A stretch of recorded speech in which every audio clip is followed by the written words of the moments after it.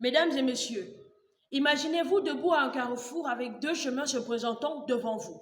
À gauche, le chemin bien tracé de l'emploi salarié avec des garanties de sécurité et de prévisibilité.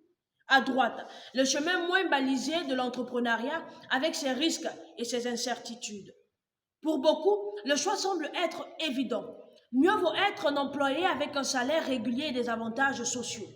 Mais qu'advient-il de ceux qui veulent un avenir sculpté à la lumière de la créativité ou quand le matin sonne, ils tracent leur route, ils dessinent leur idéal, ils n'attendent pas le signal, car pour eux, être entrepreneur, c'est jouer leur propre mélodie, tandis qu'un employé répète la même symphonie. Pour moi, le choix est clair. Je préfère être un entrepreneur, vivre une aventure passionnante, pleine de rebondissements. Et je vais vous expliquer pourquoi. Au cœur d'un village fortuit, une petite idée allait bouleverser le quotidien d'une jeune femme. Bintou, une bachelière à l'aube de ses 20 ans, rêve de créer une entreprise de textile traditionnelle inspirée par les tissus vibrants de son héritage culturel.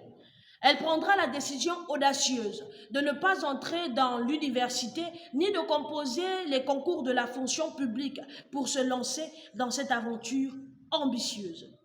Dès le départ, Bintou découvre l'autonomie et la liberté qu'offre cette voie.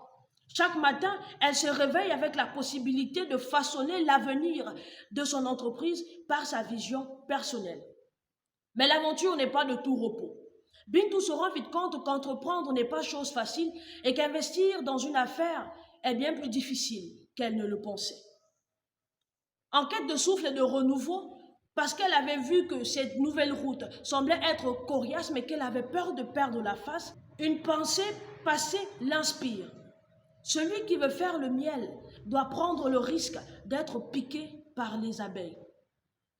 Grâce à cette philosophie, elle comprit que l'entrepreneuriat est comme la vie. Il est parsemé d'embûches et que si l'on trébuche, on doit être apte à se relever car pour un entrepreneur, sa capacité à rebondir après un échec est primordiale pour un succès à long terme.